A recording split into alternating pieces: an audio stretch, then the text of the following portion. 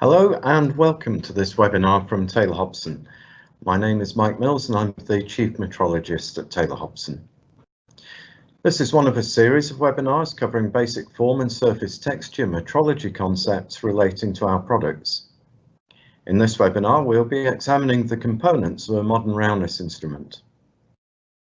If you have any questions during the presentation, please type them into the question and answer panel on your screen, and I'll try to answer them at the end of the presentation. We'll start by defining roundness in this context, before looking at the main components of the stylus, the gauge, and the data acquisition system. I won't be covering the whole instrument, and in particular, I won't be covering anything to do with the drive or control systems.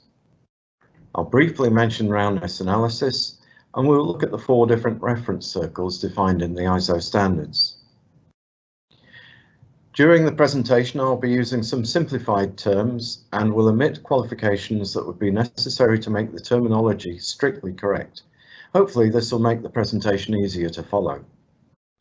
There are different methods and instruments that can be used for the measurement of roundness.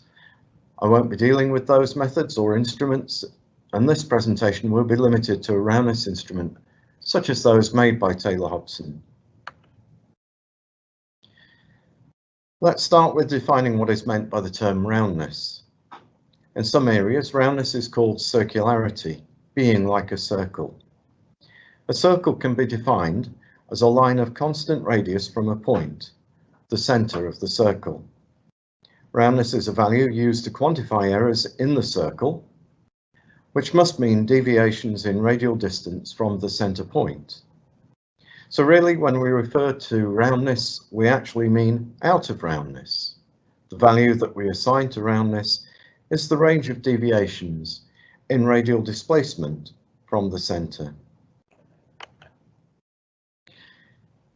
There are many different standards that could be applied to roundness.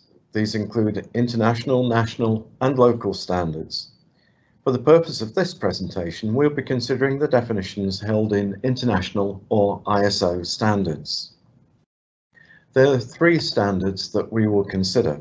The first is ISO 1101, which is a drawing standard. This standard shows how to indicate a roundness requirement on a drawing. It also provides us with a definition of roundness, which can be summarized as the radial separation of 2 concentric circles that just enclose the feature.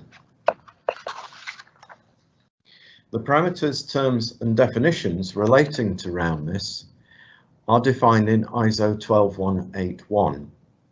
This standard is in 2 parts. The second part describing the specification operators that essentially define how roundness is to be measured. The third ISO standard that is of interest to us is ISO 4291, Methods for the Assessment of Departure from Roundness, Measurement of Variations in Radius. It's this type of instrument that we're considering here, rather than any other means of assessing roundness.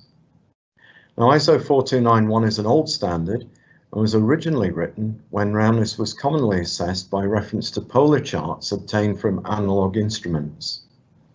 A lot of that information is no longer relevant now that roundness values are calculated by digital means. But ISO 4291 is still current and remains relevant in defining instrument types and instrument errors. There are 2 fundamental types of roundness instrument, and these are defined by what happens to the workpiece, that is the item being measured, during the measurement time. The 2 types are stationary workpiece and rotating workpiece. Each of these types has advantages and disadvantages.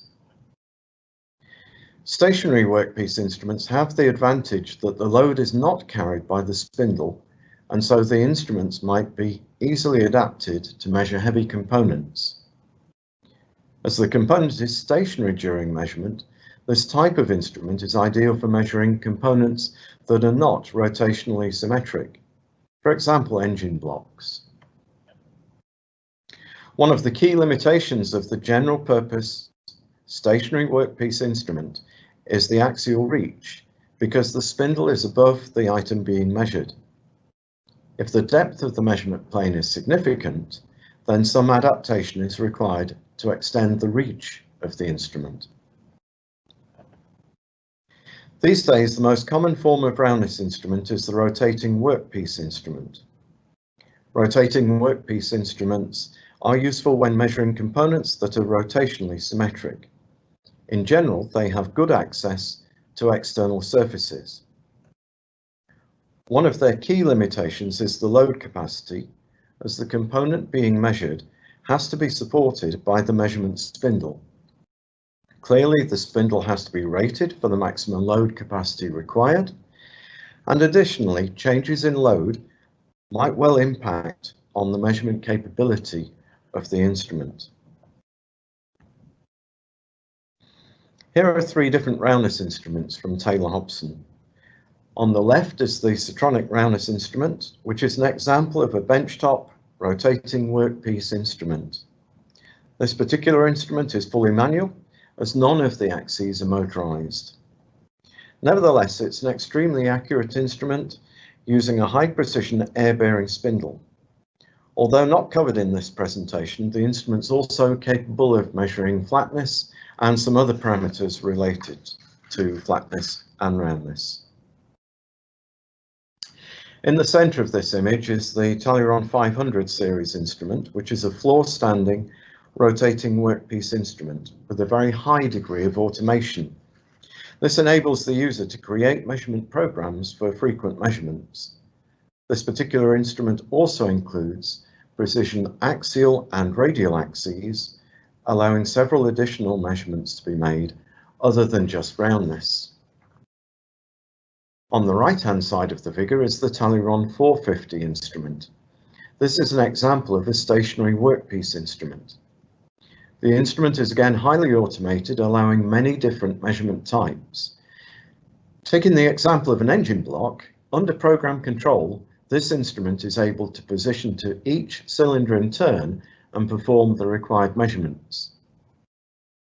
For more information on these or other roundness instruments that we make, please refer to our website at taylorhobson.com. Now, I mentioned previously that one of the limitations of the stationary workpiece type instrument was the limited reach in the axial direction. Here we see how such an instrument can be adapted to measure at a deeper extent. So here's the radial arm. That rotates as the measurement is being taken. The gauge is normally attached directly to the radial arm, just here, and the measurement plane would normally be about here. For a deep component, such as this one here, what we've done is we've put an extension tube between the radial arm and the gauge itself, allowing the gauge to measure further away from the radial arm and giving it a much greater access.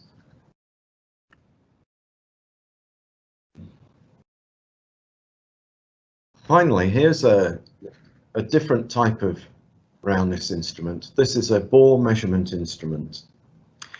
This is a special case of a stationary workpiece instrument. This is one of our Tally series instruments, and with this instrument, the measuring head sits inside the component to be measured. The principles of measurement are the same as for other roundness instruments. It's common for these instruments to contain several different measurement points along the axis of the measuring device. They're highly specialized instruments. They work over a limited range of bore diameters and with gauge positions that are fixed in different locations along the axis. However, this type of instrument is ideal for providing rapid measurements in bores on workpieces such as cylinder blocks and can be extremely cost effective in a production environment. For the rest of this presentation, we're going to focus on the most common type of roundness instrument, the rotating workpiece instrument. In this image, the main components of the measuring system can be seen, and we'll look at some more of those in more detail in the next few slides. First of the main components is the stylus. The stylus is often interchangeable. So for example, just here, the stylus can be inserted into the stylus holder and removed, changed with a different stylus. And the stylus can often be altered in its angle in relation to the axis of the gauge, and you can see the mechanism here for doing that. The stylus force is also adjustable. Difficult to see on this image, but there is a stylus force adjustment knob just here on the side of the gauge at that point. The stylus tip is an essential element, forming the one point of contact with the surface under test. The size, shape of the material of the tip will all affect the results. Typically, the tip is a polished sphere of a suitable hard material such as ruby, silicon nitride or tungsten carbide. The diameter of the sphere is usually of the order of millimeters. The gauge, which is this part here, is responsible for converting the small movements of the stylus into an electrical signal that can be processed and recorded by the data acquisition system. Frequently, the gauge has, as I've mentioned before, some mechanism for adjusting both the stylus force and the angle at which the stylus is presented to the surface. Moving on to the spindle, this is obviously vital to the operation of this type of roundness measurement instrument. Various types of spindles are used depending on the application and the load requirements. Hydrostatic bearings use either air or oil and are very common these days. For the measurement of roundness, the spindle or spindle drive needs to provide some reference as to its position relative to a 0-degree reference point. In a rotating workpiece instrument, the spindle will typically be fitted with a centering and leveling stage to aid alignment of the component axis to the rotational axis of the spindle. The silver top on this one is the centering leveling stage. This is one of 2 centering knobs, and this is one of 2 leveling knobs that are provided.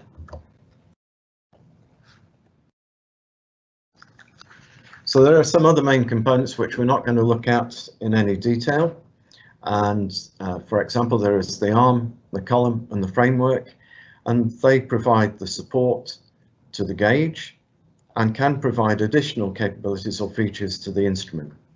For example, linear axes that are motorized or provide straightness datums may increase the flexibility of the instrument or extend its capability to other measurement types such as straightness.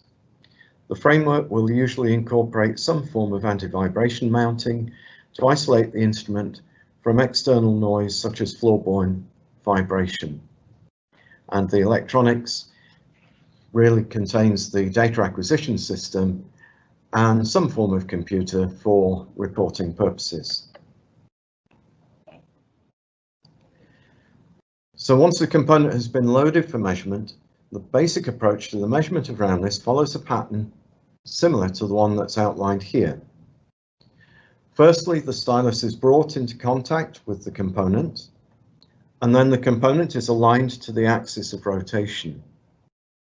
The stylus is then moved to the required feature, and the component is measured by rotating the spindle. Stylus tip deviations are recorded as a function of spindle position, and the resulting dataset is then analysed to produce the result. With an automated instrument, the entire sequence could potentially be initiated by a single touch of a button. For a manual system, a skilled operator is required to perform the alignment and then initiate the measurement sequence. An appreciation of some of the concepts of data acquisition is useful, as this might impact on the measurement settings.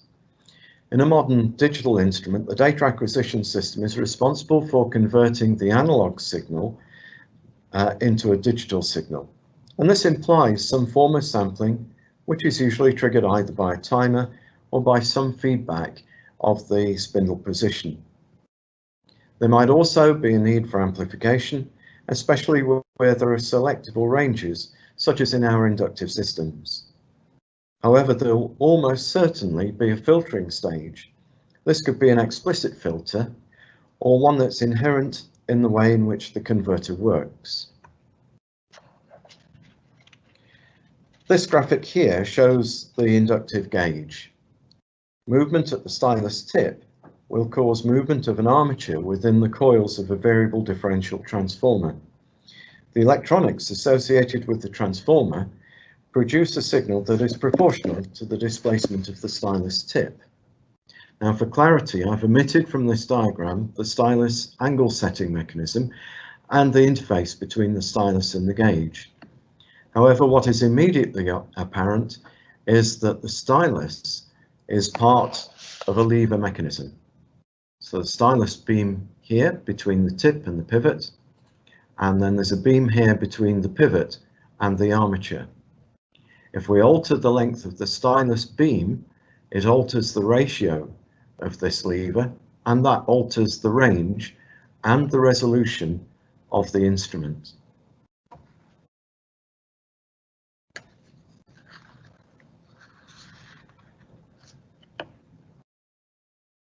The data acquisition system is responsible for initial signal conditioning, and that means for converting the individual readings into a digital format and for storing the readings for later processing. Signal conditioning might involve filtering and amplification of the signal. Different levels of amplification might be used to provide different ranges. For example, for alignment settings such as centering and leveling, or a higher amplification for measurement.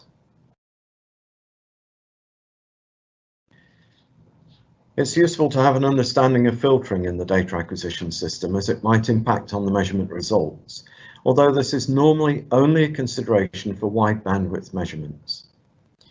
In the data acquisition system, filtering is important for two primary reasons: to reduce or suppress noise, and to ensure that the sample conditionings are met by limiting the upper frequencies admitted to the analog to digital conversion stage.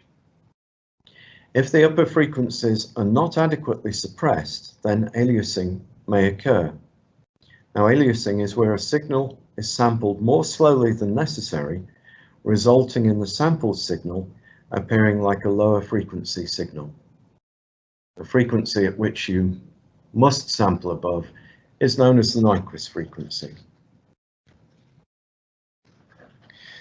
So this graphic shows how a sine wave that's sampled more slowly than necessary appears as a sine wave with a lower frequency. And this is aliasing. So you can see the blue sine wave there with 5 cycles, and the orange sample point shown by the circles are at longer than half of one wavelength. As a consequence, when you reconstruct the sine wave from the sampled points, you end up with the orange sine wave that's shown, which is a much lower frequency than the sine wave that was actually the original frequency.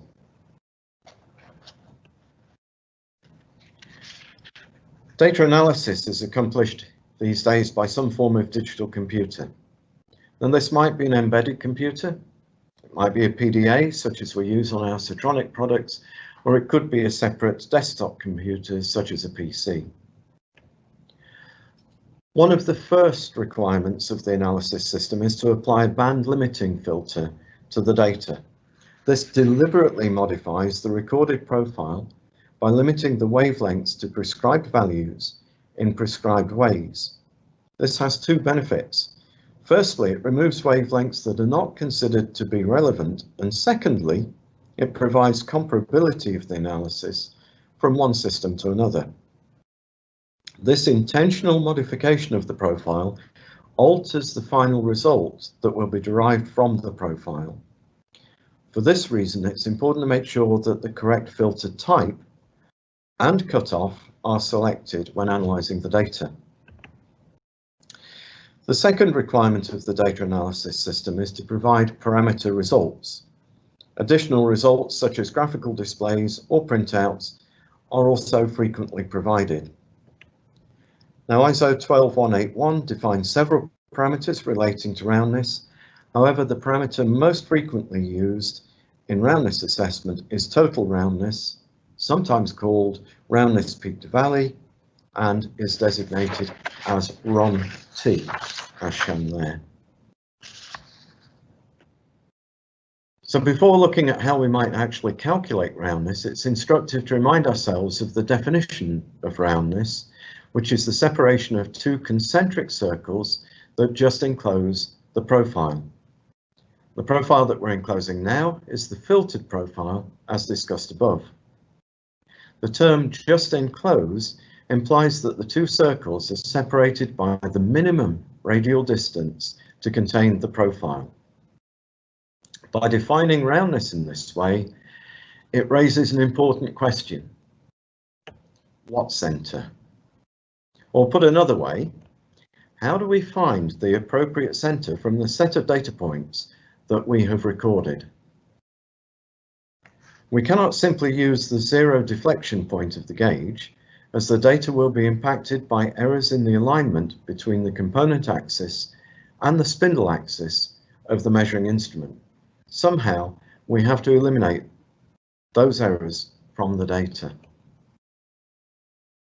So to make our results reproducible from one system to another, we need to have defined criteria to use when removing the alignment errors from the data. For this purpose, the ISO standards define 4 reference circles that can be fitted to the data. Each of these fits will normally result in a different center and a different RON-T value. It's important to note which fit is required on the drawing and to make sure the correct reference circle is used for the analysis. So LSCI is the least squares reference circle. This is analogous to finding a best fit straight line to data in a spreadsheet. The fitting balances the data either side of the reference circle. The advantage of this type of fitting is that the fit is not easily moved by small imperfections in the data, such as might occur if there were a scratch on the surface. The minimum circumscribed circle is the smallest circle that will just enclose the data. This might be used on the external surface of a solid figure to ignore any scratches, etc. on the surface. However, this fit will be directly affected by any outward projections, such as a burr or piece of dirt. The maximum inscribed circle is the largest circle that will fit inside the data. This fit might be used on the internal surface of a bore to ignore any scratches, etc. on the surface. However, just like the MC circle, this fit will be directly affected by any inward projections, such as a burr or piece of dirt. Finally, there is the minimum zone circle, or MZCI. This fits 2 concentric circles that just enclose the data. This definition is essentially identical to the definition of roundness, and this fit will always produce the smallest RON-T value. However, like the MC and MI, this fit is directly affected by any imperfections in the data. Because the reference circle affects the definition of the center, and therefore the RON-T value, it's important to note which reference circle is to be used. Some older drawings might not indicate the reference circle, or for that matter, the filter. These requirements should be clarified before making the measurement. In this slide, you can see the different reference circles fitted to the same data. The radial scaling is actually the same for each of the 4 plots, but as the reference circle is used to place the data within the grid, the presentations for MC and MI circles look different from the LS and MZ circles. In the MZ example, which is this one here, you can actually see 3 different circles. The intermediate circle is simply the halfway between the 2 circles that are fitted as part of the MZ reference. To illustrate the differences in centres, I've done the calculations for each of the circles, and I've set the centre of the least squares circle as the datum. This means that the centre values that are shown here are with respect to the least squared centre. You can see that for each of the reference circles, the centre values have moved, and you can see that the RON-T values have changed quite significantly. Now, the RON-T values are very small on this component. However, the fact that there are 4 very different RON-T values helps to reinforce the fact that the correct circle must be chosen in order to produce a comparable RON-T value. So in this presentation, we've looked at the 2 key types of roundness instruments and some aspects of roundness measurement, including some data acquisition considerations and data fitting. We've seen examples of rotating workpiece and stationary workpiece instruments, and we've looked at some of the advantages and disadvantages of each type. We've also looked at the definition of roundness and the 4 reference circles that can be used. We've seen how it's important to understand which filter to use and which reference circle, as both impact the results. If the choice is not clear from the drawing or other instructions, then it's important to clarify these requirements with the designer. Thank you. That brings us to the end of today's presentation. So thank you all for your time and attention, and I'll now try to answer any questions that you might have.